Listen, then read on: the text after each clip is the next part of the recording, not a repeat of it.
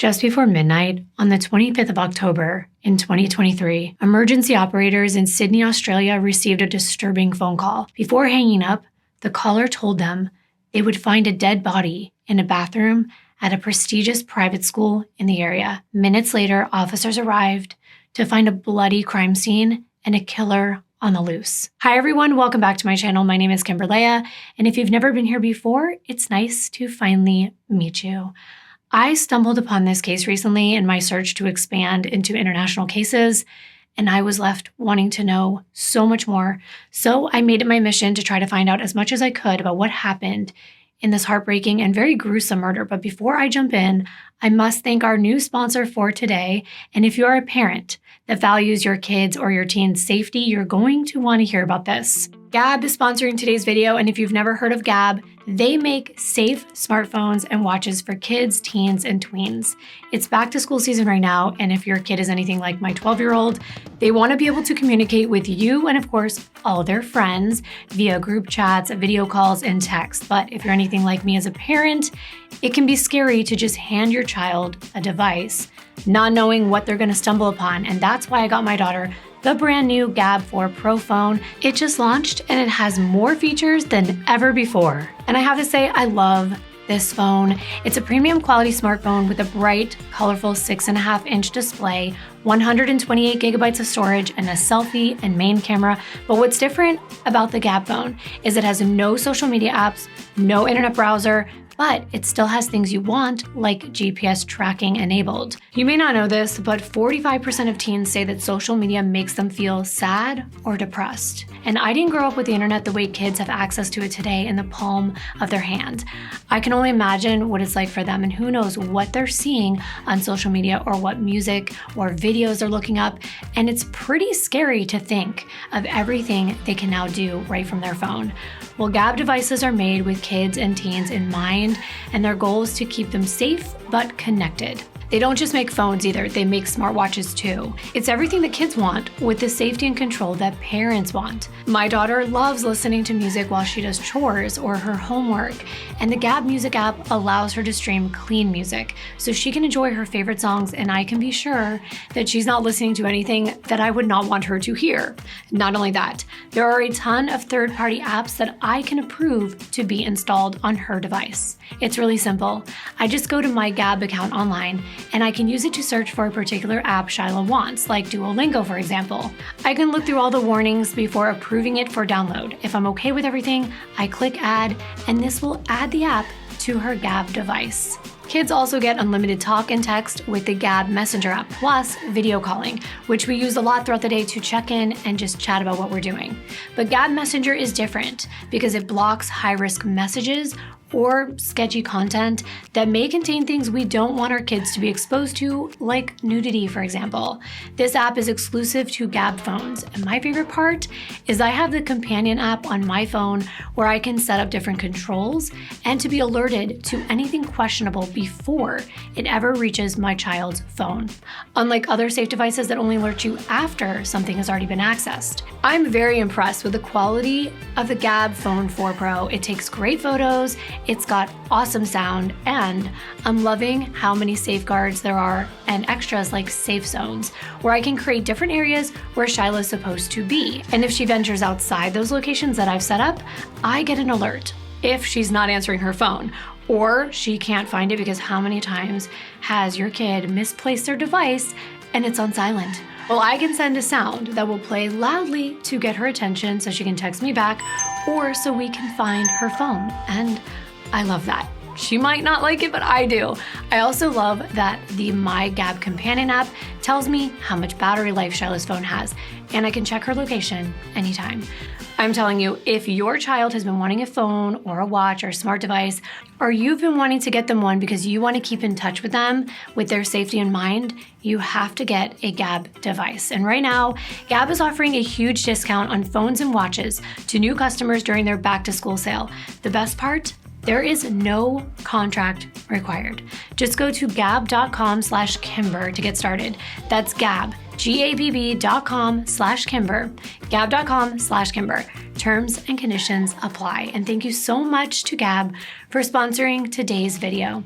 Now, let's get into this case for today. First, I'd like to introduce you to Lilie James. She was born on May 21st of 2002 to her parents' mother, Peta, and her father, Jamie, in Sans Souci, which is in New South Wales, Australia. Lilie was an adorable little girl with striking big blue eyes, shiny, straight golden blonde hair with a younger brother, Max. The pair grew up together, sharing a very close bond with their parents, who I can tell you were very proud of both of their children.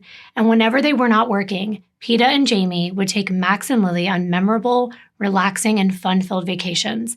The James family took vacations to all kinds of places, Hawaii and Florida to visit Disney World, as well as Universal Studios, NASA, Miami, Dallas, Texas, to see the JFK Museum, San Francisco to watch a baseball game at the AT&T Park. They also visited Alcatraz, the Golden Gate Bridge, and Fisherman's Wharf while they were there. And they went to so many other fun places. Peta would post all of their vacation photos to her Facebook profile, showcasing the fun times and memories that they were creating so they could share the joy with all their closest friends and family.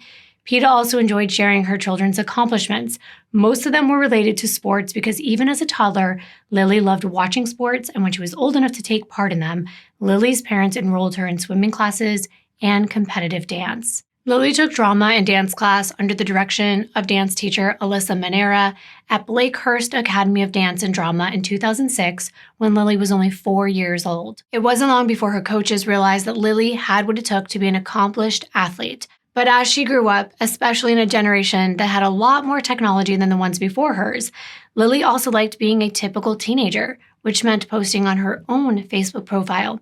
She shared pictures of her standing in a dancer's pose in her room with her name and her favorite color, purple, affixed to her purple wall behind her.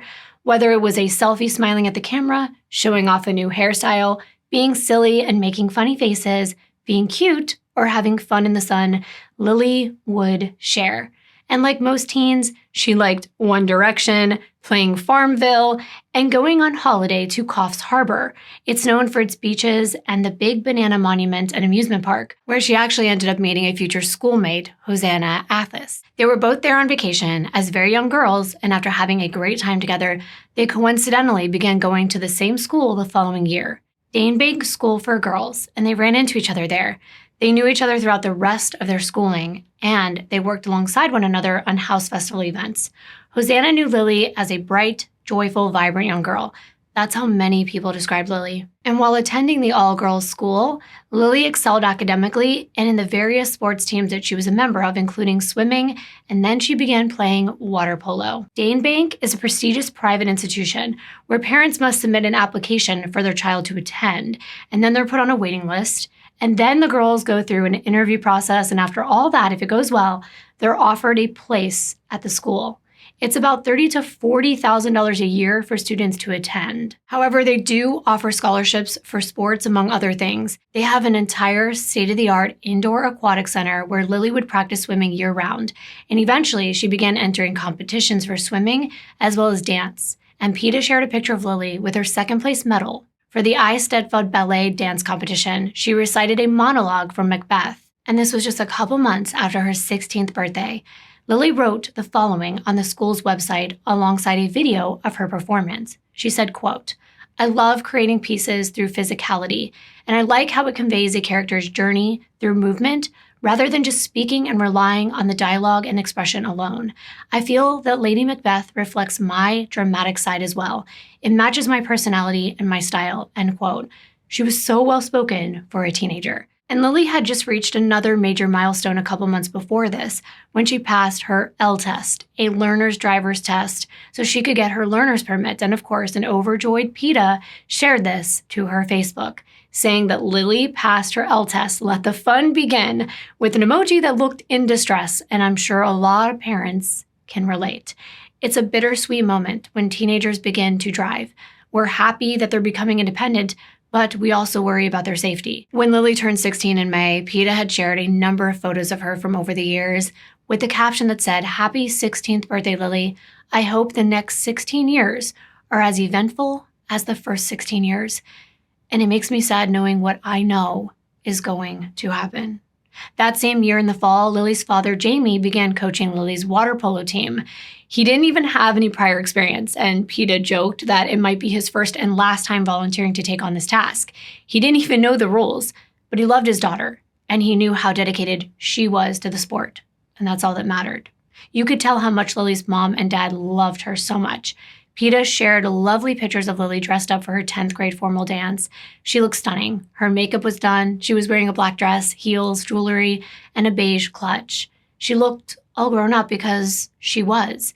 Yet as busy as she became, Lilie always made time for her family and supported her brother Max in all of his activities as well. She would also accompany them on their annual holidays together. Things were going well, which is evident by all the pictures they took smiling as a happy family. The following year, PETA posted congratulations to Lilie for being an under-17 swimming champion, and many friends commented expressing their pride about Lilie's latest accomplishment.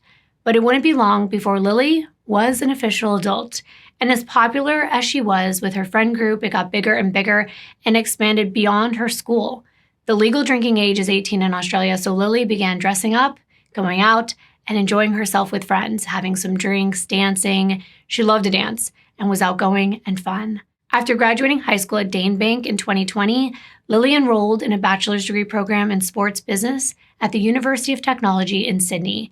It was clear she wanted to make sports her career, and there was every indication that she would have been very successful. Lilie still lived at home with her parents at their home in Kogarah Bay in the south of Sydney.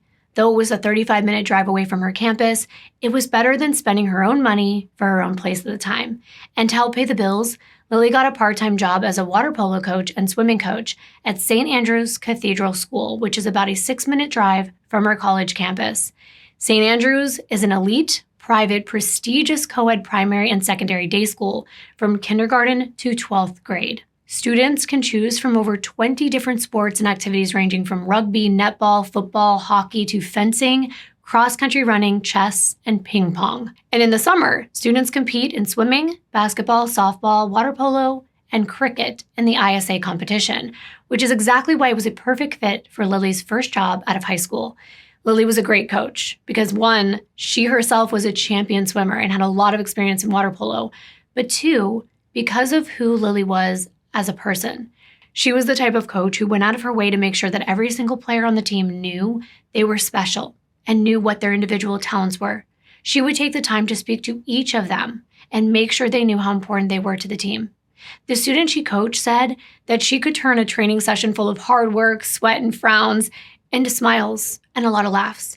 They would say that Lilie was not just a coach. She was a sister, a friend, and an inspiration. The younger girls looked up to her, and she would transform every training session into a remarkable journey of joy and growth, adding new fun ways to learn skills.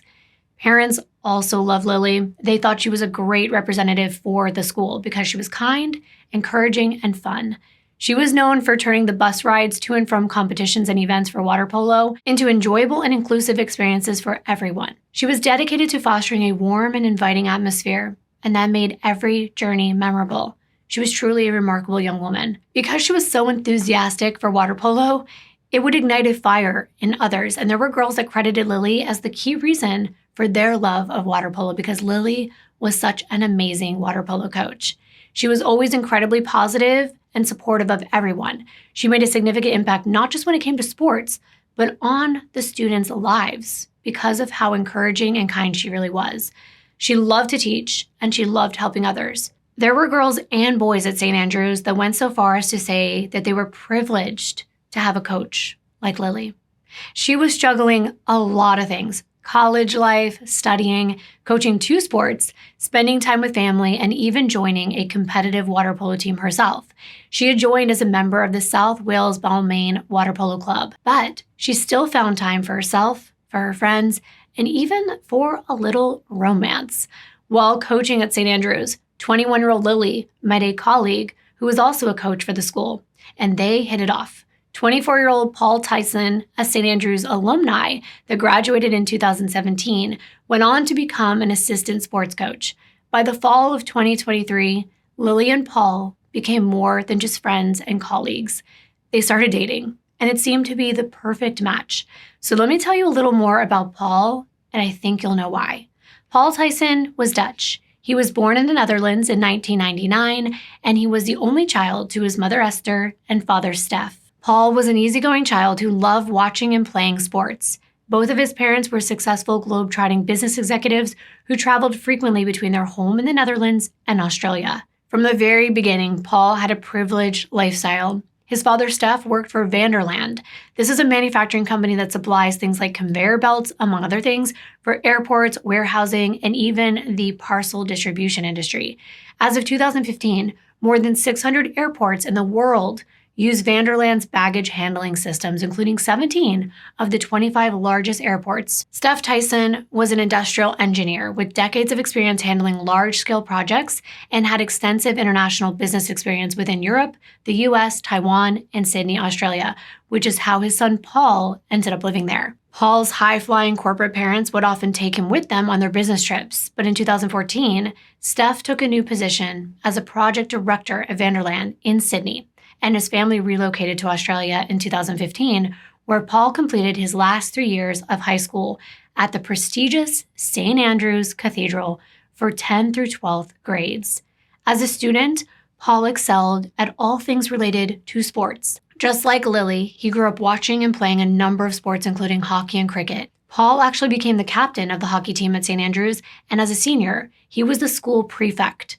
This is a student who's authorized to enforce disciplinary actions upon other students. From day one at the school, Paul was popular, especially with the girls. He was tall, athletic, with light brown hair and blue eyes and a bright white smile. And he cleaned up well, too. When celebrating team wins or professional events, he looked handsome in a full suit and bow tie. Paul's parents remained living in Australia while Paul was in high school. And just like Lilie's mom, Peta, Paul's mom, Esther, would share photos of Paul as he excelled in school, took on leadership roles, or attended Mass at St. Andrews. She was very proud of him. But by 2018, Paul's parents were set to move back to the Netherlands. However, Paul wasn't ready to leave just yet. One reason everyone at St. Andrews knew who Paul was is because he landed a much sought-after job, which is called Year 13. And that's because it's after Year 12 in high school. It's a paid role that's given to a graduating student where they actually work in the school's sports department after completing their HSC exams. This stands for the Higher School Certificate. It's the credential awarded to a secondary school student who successfully completes their senior high school level studies. When he was in this role, Paul taught every sports class because he was the official designated sports teacher, and they covered teaching the whole school, and at a school like St. Andrews, it was quite an honor. This school, like the one that Lilie attended, is upward of $35,000 a year to attend, and it strives to maintain its reputation as an upmarket institution for affluent families. Paul also joined the University of New South Wales premier men's hockey team, the Whaleys, at skill level 3 in 2020. He was a regular first-team player, which meant he was in the starting lineup, and he also was featured in promotions for the team's games. But as many of us remember, 2020 was a very unusual year because of the pandemic. So Paul was isolated like many of us for at least 18 months. He was unable to play sports, work, or even socialize, and he was left alone while his parents were back in the Netherlands. But of course, once things got back up and running again, Paul dated, he hung out with friends, he worked as a coach, and got back to being as normal as he could at the time. After completing his Year 13 role, Paul flew home to the Netherlands and went back to live with his parents.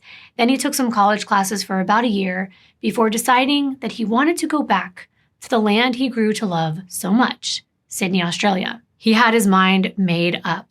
He wanted to take on a full-time role coaching hockey at St. Andrews, and that is what he did, along with some additional coaching at St. Vincent's College in Potts Point. In December of 2021, Paul applied and was granted a working holiday visa. Then he enrolled in a Master's of Teaching in order to become a qualified physical education teacher. By August of 2023, Paul made his home in Australia more permanent. He moved in with his friend, a sports physiology student and fellow hockey player, and a third roommate, who was a female. They lived at a home in Kensington and Sydney's East Side. Paul was undoubtedly hardworking, talented, and dedicated to work and his studies, just like Lilie. So now you can see why they had so much in common and hit it off. They bonded over a shared love of sports and staying active. But because they were colleagues, They weren't allowed to date. If they wanted to make the relationship public, they would be required to disclose all this information to their bosses, and it seemed like a bit embarrassing to tell everyone about their feelings when everything was so new and they were just starting to explore it for themselves. So they decided to keep the relationship a secret to start with. They agreed that if and when it got more serious, they would tell their colleagues and their bosses to avoid getting in trouble and losing their jobs. They got together around September 9th, 2023. This was around the same time that Paul's hockey team lost their Sydney League Grand Final. So maybe it lessened the blow a bit to have a new romance on the horizon. At first, the thrill of a secret relationship was very appealing.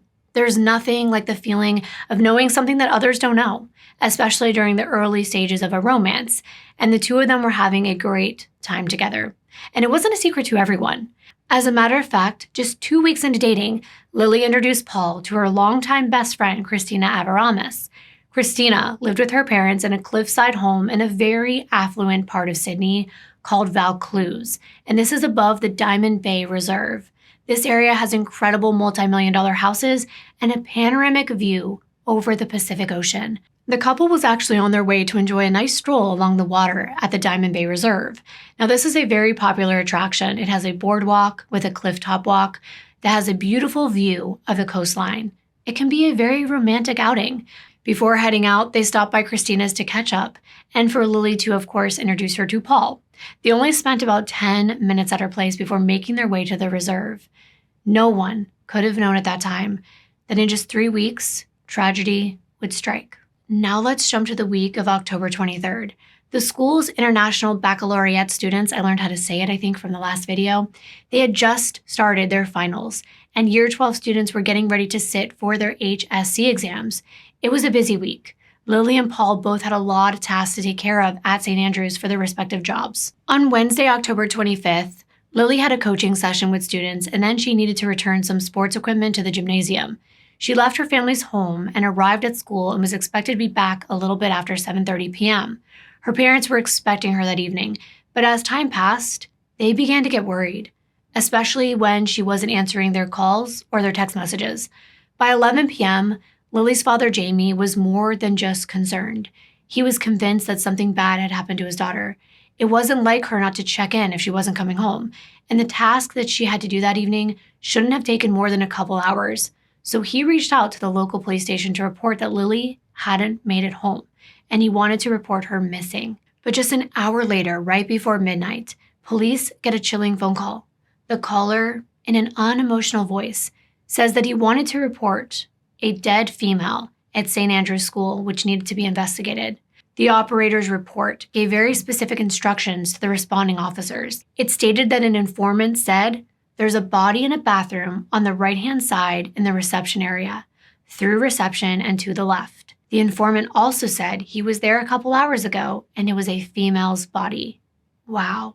That's horrifying, but also confusing, because who was this caller? Was it a scared witness? Someone that was involved? Or was it the killer themselves? The operator wanted the caller to remain on the line until police arrived at the scene. They also wanted to know how the caller knew about this body and where they were calling from, but they hung up the phone before answering those questions.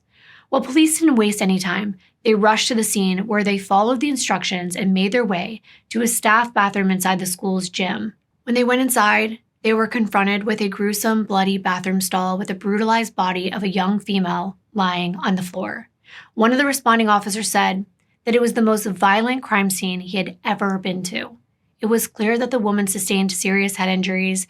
She was badly beaten, so much so that she was unrecognizable. It was apparent that this was a homicide. Since it was so late at night, there were no other staff members or students that could be located to interview. However, homicide detectives and forensic crime scene units were sent out right away to collect evidence. Next, they wanted to retrieve the CCTV footage from the school's cameras so they could ascertain how this crime occurred and who was responsible. In the meanwhile, the female's body was preliminarily identified as Lilie James, and this was due to her car still being parked on campus, the missing persons report, the fact that she was due to be at campus on Wednesday evening, and she was a staff member found in a staff bathroom. And even though she was deemed unrecognizable, There were characteristics that corresponded to Lilie's: the blonde hair, the slim build, but they would have to confirm her identity through a family member. And I cannot imagine anything more horrific in a situation like this than having to go to the scene of a loved one's murder and identify their body. It was devastating to have to inform Lilie's family about what the police found. They, of course, were shocked, and she was formally ID'd by a family member. And considering the extent of her injuries, that would have been even more harrowing. Lilie's family asked for privacy as they grieved the profound loss of their daughter. When the news of Lilie's murder broke the next morning, the police said that the victim was a woman in her early 20s and that her death was a result of a homicide. But they did not elaborate. A woman's body has been discovered on the grounds of a school in Sydney CBD. Julia Bradley on the scene for us. The death being treated as suspicious, Julia. It is, Pete. The woman is yet to be formally identified, but police are treating her death as suspicious. The Daily Telegraph is reporting that she was a female teacher aged in her 20s, but that is yet to be officially confirmed by police. However, at approximately 4:30 a.m. on Thursday, October 26th, the school sent emails and a text to students' parents. They informed them that St. Andrews would be closed for the rest of the week because of a critical incident. By 6 a.m., another text was sent out announcing that no students were involved and there was no ongoing threat, but that it was a crime zone and they would need to await the approval of police before bringing anyone back on the site. The school brought on counselors to provide professional support to both students and their parents. Around 10:35 a.m., Lilie's body was removed from the scene and sent for an autopsy. Investigators had already started combing through CCTV footage as early as 1 a.m. after Lilie's body was found. They wanted to piece together the events that led to the killing. They also spoke to Lilie's friends, students, and family members to get an understanding of who she was and who could have wanted to harm her. That's when they were informed that Lilie had been dating 24-year-old colleague Paul Tyson. Even though the relationship was a secret to their bosses, there were close friends of the couple who knew they were together. So investigators wondered where Paul was, and could he be in danger, or worse, had he also been harmed? They were given information that Paul had been entrusted with the task of installing desks in the gymnasium on Wednesday evening to prepare for the 12th grade students to sit for their exams. A close friend of Paul's said it was also one of his roles to stay behind after hours to collect, catalog, and put away sports equipment after training when the school's many teams, including Lilie's water polo team, returned to campus after practice at different locations across the city. We know Lilie was returning equipment that night, so had she been with Paul? Those who saw him that day said he was in a good mood and there was nothing out of the ordinary that stood out to them. But where was he now? A search was underway for Paul so they could see if he had any information about Lilie and her murder. I want to take you back to that emergency phone call that came in around midnight. It was traced, but they could only get a general location where the call was placed from. It was somewhere in Vaucluse. It was in close proximity to what is known as the Gap, but the call ended before the exact location could be pinpointed. A police helicopter was deployed to search the coastal areas from above, and an APB was issued for Paul Tyson. The Gap, just so you're aware, is an oceanside cliff, and you know what it's close to? That really beautiful scenic area that Paul and Lilie visited just weeks before, overlooking the Pacific Ocean. Yes, that's so odd. But what's even more concerning is that this particular area is widely known as a place for people to end their lives by jumping from such a high distance. These cliffs can be up to 300 feet high in some areas, and the plunge into the tumultuous waters below are very unforgiving. It's not what most people envision when they think of an urban city of Sydney. There's a sense of isolation when standing on top of these cliffs. It's one of those places where you feel like you're on the edge of the world. And with this new information, investigators wondered, was the caller in danger? Or did they happen to live in one of the nice homes like Lilie's friend Christina? Investigators were not sure. But as friends of Lilie's began to get word of what happened to her, they started to come forward with more information. Remember how Lilie and Paul were keeping their relationship a secret to their coworkers and bosses? Well, at least Lilie was. But it was found out that in the past 2 weeks, Paul had boasted about his relationship with Lilie to a group of students. I'm not sure if Lilie was aware of this, but it was not only a breach of her trust, but potentially it could jeopardize both of their careers. At first, the thrill of a secret romance was appealing to both Lilie and Paul, but apparently, the excitement of a whirlwind romance wore off quickly. At least for Lilie. After just 5 weeks of dating, Lilie decided that a shared love of sports just wasn't enough to keep them together.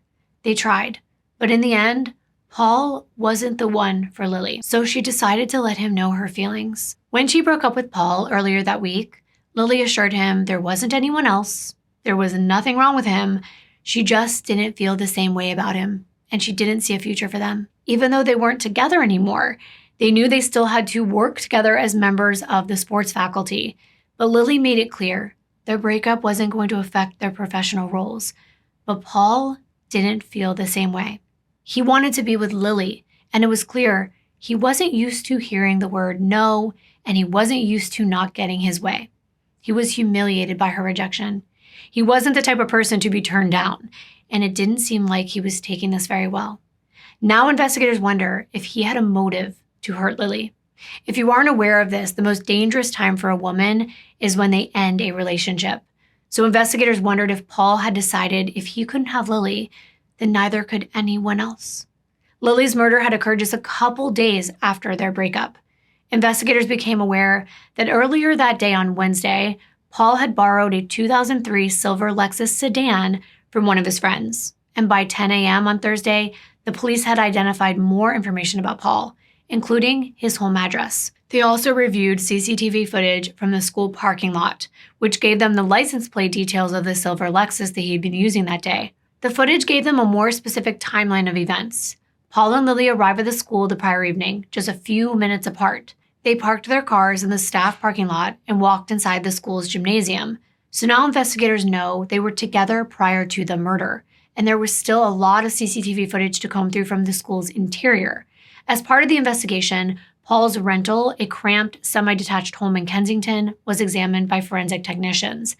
It was clear that he had left in a hurry. Photos that were taken from the inside of the bedroom showed a chaotic space with broken furniture, medication packets, and clothes all over the place. I actually found a couple of these pictures, and if you're watching, I'm going to be showing them on the screen. Specifically, there was bedding, clothing, and personal items piled high upon his bed. A golf club could be seen, as well as a pile of pills, a broken cupboard, half of a toilet paper roll, and clothes thrown all over the floor. On top of the bed was also a rolled-up duvet cover, a green and yellow shirt by Dutch hockey label Stag, packets of Panadol, which is like Tylenol, Nurofen, which is comparable to ibuprofen, and Strepsilis, which is a brand of cough drops, along with an electric shaver. The toilet paper and tissues were right near the medication, which made it seem like Paul might have been suffering from a cold. There were a lot of personal items in storage trays, which included sunglasses, a sweatband, and a multitask tool, which is also known as a Leatherman. It's a fold-up tool with things like tiny knives and scissors. As you can see, there's also an air freshener propped up above Paul's bed. His room also contained a flat-screen TV, a white wardrobe with a broken door, and a yellow notebook that was wedged underneath a storage box. As CSI technicians examined the living room and the kitchen, those areas seemed a lot more tidy. As they moved into the bedroom next to Paul's, where his male friend and roommate resided, that room was also more organized. When neighbors were interviewed, they said that the three housemates were courteous but kept to themselves. But from the looks of Paul's room, it seemed as though he had gone on the run, either before or after Lilie's murder, or in the hours since. But nothing in the room indicated where Paul had disappeared to. The strongest lead the investigators had to go on was that silver Lexus. Well, remember Lilie's friend Christina? Well, of course, she too had gotten the awful news about her best friend. Christina described Lilie as a sister and her everything, saying, "I love you more than anything in this entire world. We had so much planned together, so much to do, and so much to experience. You will forever be my angel above." Christina wanted to help in any way that she could.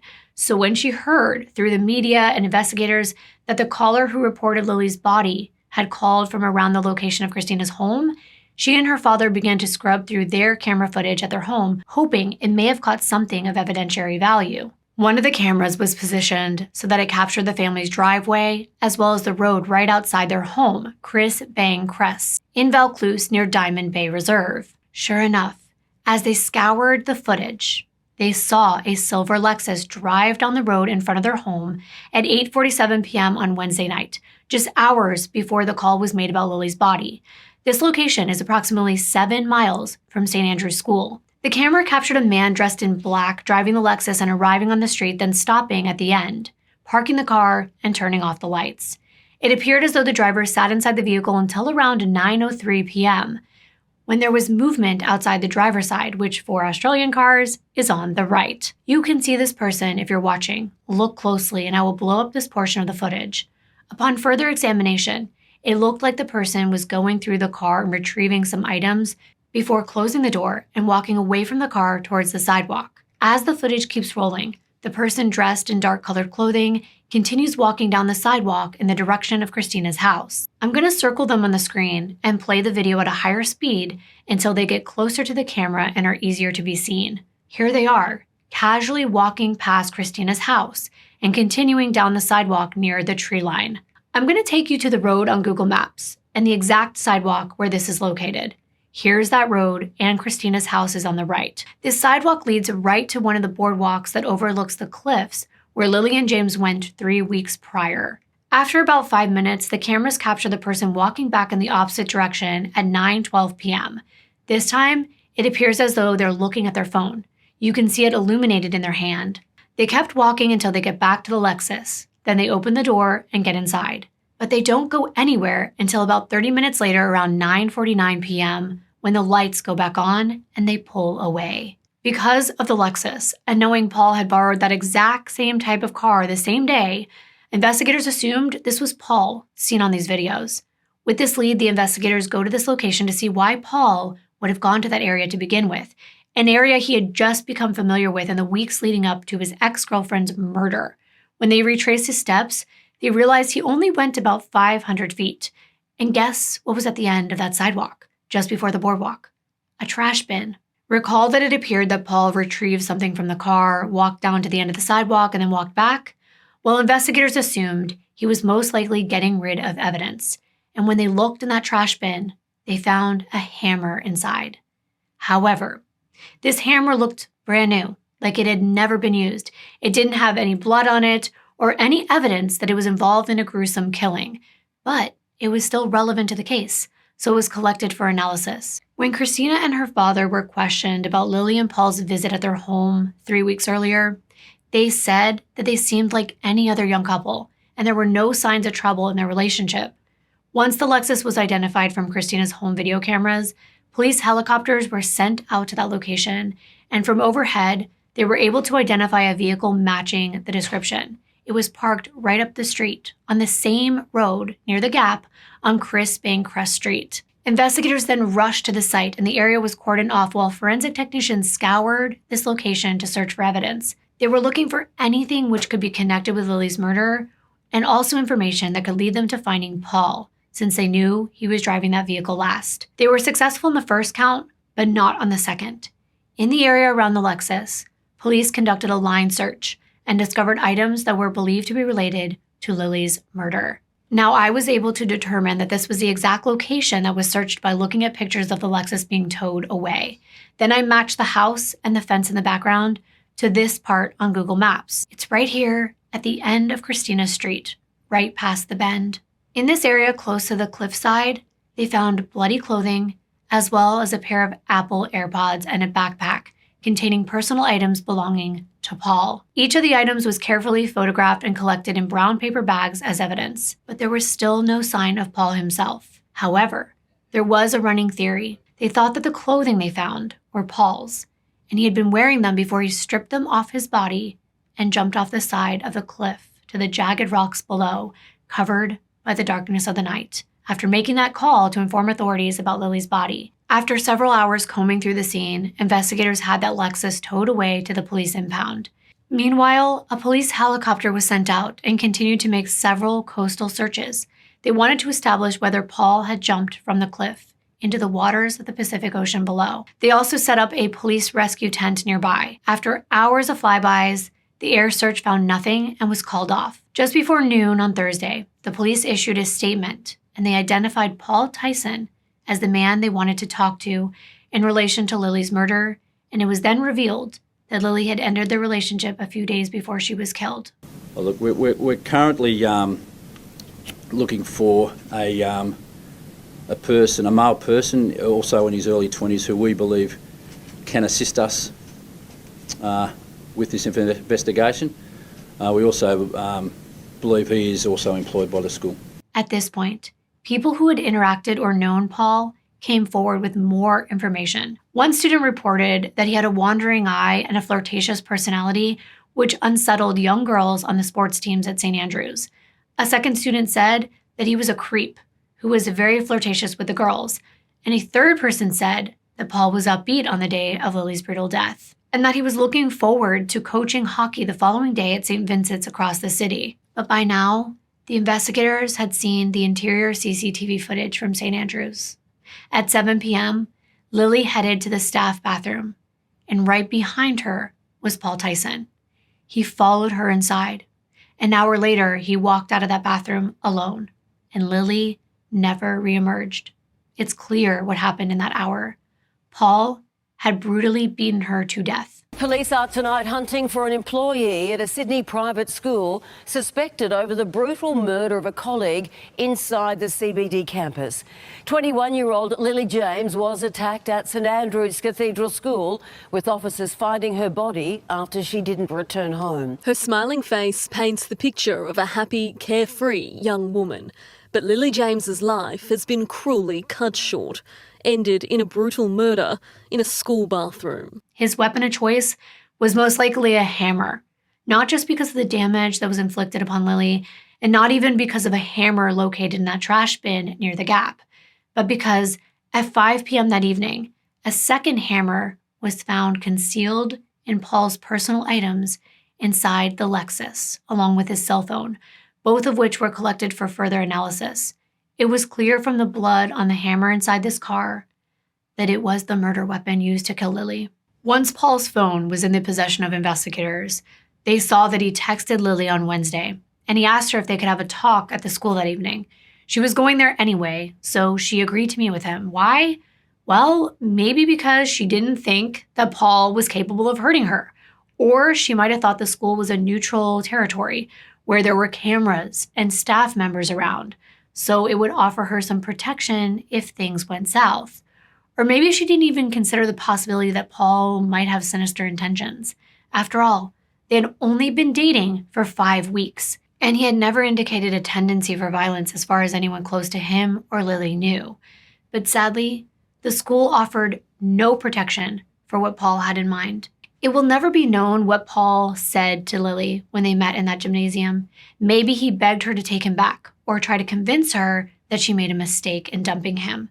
Maybe his words turned into threats, or maybe he jumped straight into attacking her.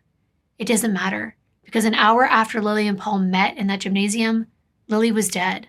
Paul had beaten her to death with a hammer. Lilie's murder was gruesome and violent, but Paul had no intention of stopping his cruelty right then. Instead, after he ended Lilie's life, Paul used her cell phone to text her dad, Jamie. In the message, Paul pretended to be Lilie and told her dad that she was at St. Andrews and needed to be picked up. Now, this was a strange choice for a message because Lilie had driven her own car to the school. What Paul couldn't have known at the time was that just before he sent that text to Jamie, pretending to be Lilie, Jamie had already contacted the police and reported her missing. After sending that text message, Paul drove to the same place that he and Lilie had their date 3 weeks before. Christina's family believes that that short visit to their home on the scenic bluff stuck with Paul and gave him the idea to return there after committing this horrific murder to spend his final hours in a place that he and Lilie had happier times. He spent at least 2 hours parked there before making the unemotional call to 000. No one knows what Paul did in those 2 hours between parking the car and making that phone call. Maybe he was contemplating what he had done. Maybe he was going to turn himself in, or praying for forgiveness. He was religious after all. But what investigators believed is that he was working up the nerve to make that jump off the side of the cliff. While the search for Paul continued, Lilie's autopsy report came back. Even though it was obvious, it was now confirmed. Her death was a homicide. It also revealed that she had suffered more than 10 blows to the head with a blunt object consistent with a hammer. After the 2 hammers were found and examined, it was determined that the weapon which was used to end Lilie's life was the one Paul had left in the vehicle with his belongings. It was identified as the hammer that actually belonged to St. Andrew's School. Paul had been provided with this hammer along with other tools from the school's storeroom. He used them earlier that day to install desks in the gym for the senior exams. At this point, it appeared to be a crime of passion because usually when a person uses a weapon that comes from the crime scene itself, it's impulsive. Well, that was the theory until investigators tracked even more of Paul's movements prior to him showing up at the gym that day. Not only did he borrow someone else's car, presumably to flee the scene without being identified, he was also captured on CCTV footage on Wednesday morning at a hardware store, purchasing the hammer that was later found in the trash bin. Yep. So this was premeditated. He took steps to plan to have a weapon and a getaway car. Early Friday morning on October 27th, the construction crew made a gruesome discovery. They were working on a portion of the boardwalk above Diamond Bay Reserve on the cliff's edge when they noticed a white object wedged between the jagged rocks below, being pounded repeatedly by the waves. It appeared to be a human body. The police were notified and ambulances rushed to the scene. A police helicopter was also called in to review the object from above, and it didn't take long for them to confirm that this object was indeed the body of a man, and it appeared to be naked, battered, and bloated at the base of the cliff. The churning waters of the Pacific Ocean are unforgiving, and at the base of the Diamond Bay Reserve, they hit the rocks with such force that the resulting spray reaches high into the air, creating an almost perpetual mist. The relentless waves pound against the jagged cliffs, which make it nearly impossible to access the rocks. Because of these treacherous waters and low visibility, it took several hours for police on boats and on jet skis to even be able to reach the body. They had to lower rescuers in on ropes, risking their own safety and even their lives to make the recovery. In the end, it took hours, but the body was finally retrieved by members of a search and rescue team, a bomb disposal unit, and marine police units. Once they were able to safely climb onto the rocks, the body was transported back to land, and it was placed within a blue police tent. After an initial 3-hour assessment behind that tent, it was confirmed as belonging to a male who is believed to be Paul Tyson. Stateside mortuary officers then wheeled a stretcher inside, and the body was removed and taken away in a van for a post-mortem examination to confirm the identity. That same day, Lilie's family broke their silence about her murder. In a statement, they said, quote, "We're devastated and heartbroken by the loss of our beautiful Lilie James. She was vibrant, outgoing, and very much loved by her friends and her family. We're tremendously grateful for the support of this community at this difficult time." End quote. A source that was close to the family also told Daily Mail Australia that everyone in Lilie's circle was completely numb, that it was numbing, that there were no other words that could be used to describe the pain that they were in, that everyone was just completely numb. And I can't even begin to imagine the heartache and the pain that they were going through. I am so sorry. Not too long after this, the identity of the body found in the water was confirmed to be Paul Tyson's. The medical examiner matched fingerprints on the body to records of Paul's that were held by the Dutch embassy. There was a disturbing psychological aspect to Paul's actions on the day of the murder and in the hours following. A leading criminologist, Xanthi Mallet, from the University of Newcastle, who reviewed the case, noted that Paul was obsessed with control and had likely planned not only the murder itself, but also what he would do once Lilie was dead. He showed signs that he wanted Lilie to be found. That may indicate he was hoping someone would find her and call an ambulance, for example, but alternatively, he may have been wanting to potentially change the time at which the police thought she had died by sending those proof of life messages to her father, and then later calling the police. The circumstances of Lilie's murder indicate that Paul had a fragile ego, and he was enraged by Lilie's rejection. He most likely believed that she should have been grateful that he deemed her worthy of his affection, but when she rejected him, it sent him into a fit of rage. This wasn't a spur-of-the-moment decision. Instead, experts think that Paul wanted Lilie to pay. There was clear intention to what he did. Paul also exhibited vindictiveness by texting Lilie's own father from her phone immediately after he murdered her. That's the ultimate control, humiliation, and traumatization of her family. The criminologist explained, it's not just killing her, but then ruminating about what he had done, and then how he could inflict additional damage on her family. We saw this in another international case I did on the schoolgirls that were murdered in South Africa. It's such a similar and heartbreaking case, where the killer also texted the victim's father in the aftermath, and I'll link it above and below. It's known that men that do this in a situation like this are very insecure. They feel the need to control the entire situation. And after Paul's death, old posts from his Facebook were resurfacing. And while they don't directly relate to Lilie's murder, they provide some insight into his need for control and the lengths he's willing to go to get what he wants.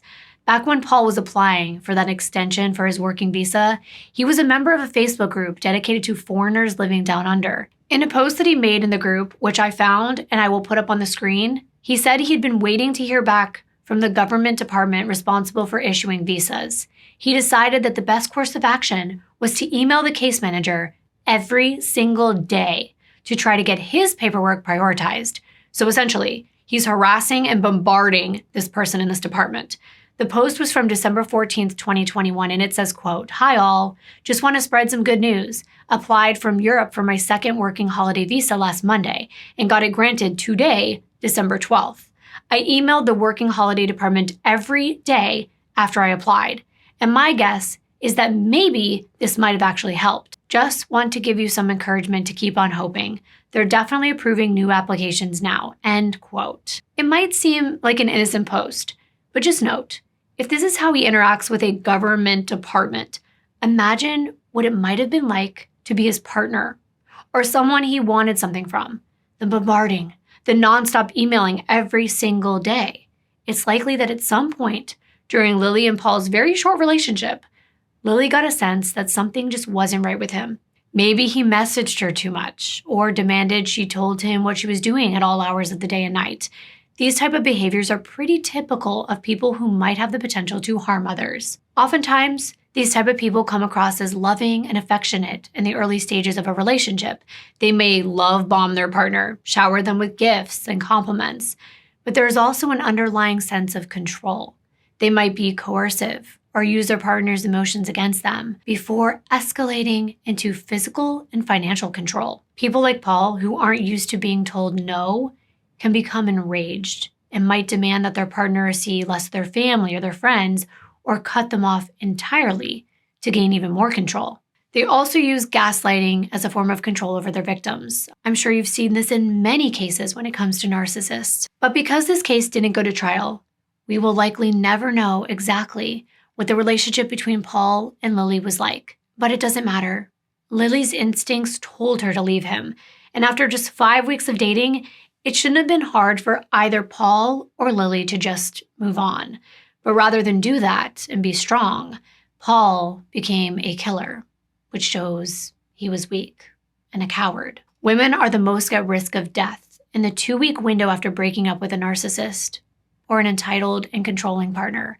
Lilie didn't even make it to 1 week. Now, it's important for me to let you know there were no previous complaints of violence against Paul, and he did not have a police record. But after Paul's death, his parents chose not to have his remains returned to the Netherlands. Instead, he was cremated and his ashes were scattered in Sydney. His parents have never commented about this case, and to me, that's pretty telling.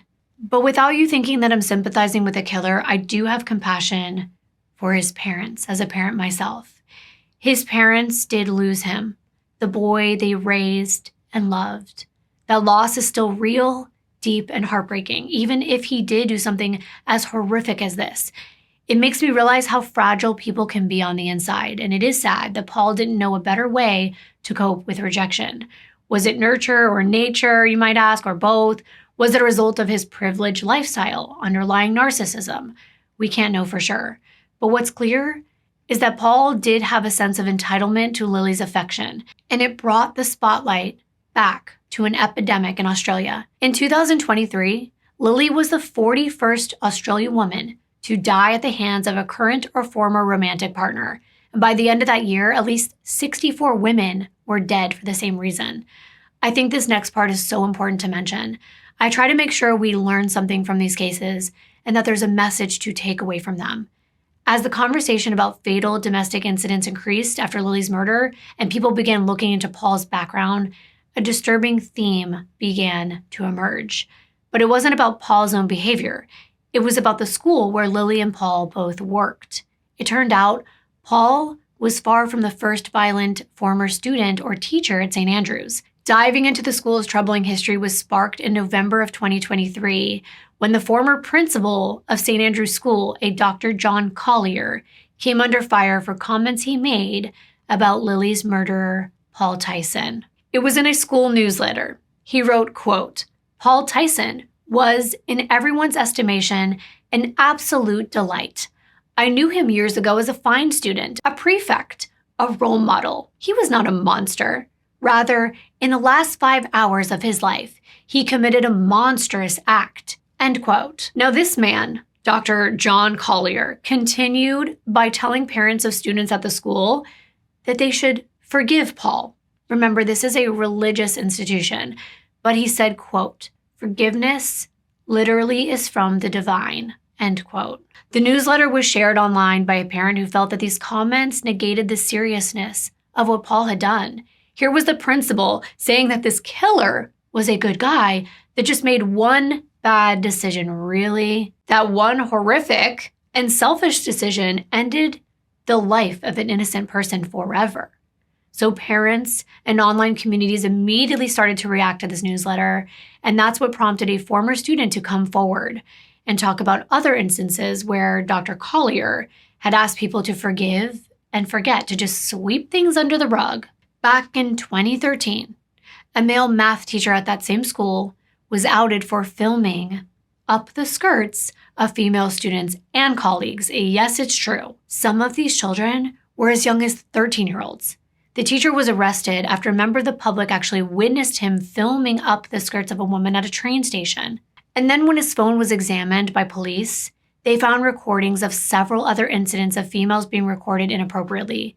This included those young students, and they could be identified by their school uniforms. However, when the principal, Dr. Collier, advised parents and students about the arrest of the teacher, he said the whole case was just about one incident. Again, there's that one incident statement. He stated that the teacher was just filming 3 girls' legs. Really? And there was no evidence that he was filming the underwear of the students. Then he went one step further and commended this teacher for his high regard among their colleagues and students. He said, quote, "This instance is to be condemned, but it is not helpful to misrepresent or magnify it," end quote. And just like in the statement about Lilie's death, he called on the school community to show compassion. Compassion for the perpetrator, for the emotional devastation that he would no doubt be feeling, and for the consideration for his wife and his children. Wow, I am appalled. But you know, it wouldn't be the first time. I've even seen family members of the victim forgive a killer, for instance. But it's important to note that during a subsequent investigation, this math teacher, Robert Arthur Emmett, he was found to be in possession of more than 10,000 inappropriate child images. I think you know what I mean, 10,000 of these images. But because of the fact that both his parents were high court judges and that he pleaded guilty to the charges brought against him, he avoided jail time and he was allowed to serve his sentence in the community, so community service. Now, while these two cases are unrelated to Lilie's murder aside from their connection to St. Andrews School, it's important to connect the disturbing way in which the perpetrators are described by highlighting all the good that they did in their work. Then the impact of each man's actions is overshadowed and minimized. And this creates this misleading narrative and suggests that their positive contributions somehow mitigate the severity of their crimes. And both of these crimes are extremely serious: exploiting children and murder. It doesn't get much worse than that. Oddly, there were several other criminal cases associated with students at St. Andrews, and one of them involved the boy who was in the same year as Paul when he was a student. He even played on the same cricket team. This boy attacked a teenage girl and forced her to have sex with him more than once. And another student was convicted of choking a girl who rejected him. He too was in Paul's graduating class. That's more than a coincidence that all 3 of these men had this demeanor and attended this school in the same graduating class. And neither one of these other cases resulted in the perpetrators serving any jail time. They were both given community service or home detention. And that poses another question. What message does that send to victims? This is a school that boasts about providing an elite level of education and charges thousands of dollars every year, but there's a pattern of disturbing attitudes towards women. And that attitude doesn't seem to change even when serious criminal behaviors among staff and students are involved. It seemed like this former principal was known for watering down the severity of violent actions taken against girls and women. And Lilie's parents seem to agree. In the months after her murder, they announced they were considering what legal actions that they could take against St. Andrew's School. They wanted to know how a crime like this was able to happen inside a school, of all places, a place that had a duty to protect its students and its employees. And I would love to hear your thoughts on that. I also want to make this last point, and it's about the media. Reports about Lilie's murder also caused another controversy. As statements about her death and Paul's disappearance flooded news sites, one report stood out among the rest, but for all the wrong reasons. The news outlet The Guardian, which I'm sure you've heard about before, they came under fire because they put up a poll, and they asked their readers what they thought about Lilie's death, whether it was self-inflicted, a murder, or an accident. Wow. Can you even believe that that would be a question? Can you even believe that that was a question? Who would be able to bludgeon themselves to that point? As readers and other news outlets became aware of this poll, The Guardian was condemned for being insensitive and inappropriate. Because of the backlash, The Guardian actually had to come forward and make a statement and remove the poll. And you know what they said? That this poll was automatically generated by artificial intelligence. Yikes. This meant that there was no human oversight. And I don't know if that makes it better or worse, because where's the humanity in a situation like this? And that's exactly why I wanted to do this case, because I stumbled upon a number of AI-generated videos from random faceless channels created by AI, and everything was fake. The voices, the comments, they were all bots. Even the script, all written by a robot. And it's obvious, or at least it should be. But the lines can be blurred with these channels buying likes and views and even their subscribers just so that they boost their numbers and have social proof to get you to click. I wanted to do Lilie's case justice, and I hope I have. I wanted to humanize her and not make her a mere headline or a poll or an AI-generated story. And for the record, The Guardian at least did eventually issue an apology to their readers and to Lilie's family, but by that time, the damage was already done. It's so important to remember that these are real people with real families. Lilie's family bid her farewell in a moving ceremony at her high school, which was attended by hundreds of her friends, family, and colleagues. She was remembered as an amazing coach and a friend. Her grandma came forward and said this. I'm going to play it for you. Some people come into this world, I think they're so special, and they don't stay long. And I think that was my granddaughter. She had a lot of fun, Lilie, and she was so kind to everybody else. So kind. Just a beautiful person. A beautiful, beautiful young woman, and so full of life. Never stopped. Lilie's father's eulogy included the following. He said, on top of working and studying, Lilie loved coaching and playing water polo. She loved to dance. Even with her busy schedule, she always still made time to support her brother Max, her friends, and her family. We cannot thank the community enough for their thoughts, prayers, generosity, and messages through this difficult time. From the bottom of our hearts, we thank you for the many great memories we all share with Lilie. Lilie James, we are all so proud of you, and thank you for sharing a wonderful and jam-packed 21 and a half years together. A friend of the family also set up a GoFundMe to support Lilie's family with funeral expenses and trauma support. It still remains active till this day. So I'm going to provide that link in my description box in case you want to make a contribution. Lilie's tragic case once again highlights the issues with domestic incidents and the violence that still persists in communities around the world. Her case is unique in the sense that her killer did not have a violent past, but she's also one of so many women who die at the hands of their partner when they choose to leave them. Please share this story with someone you think should hear it. And thank you all so very much for being here today for Lilie's story. I will see you in my next video. Bye.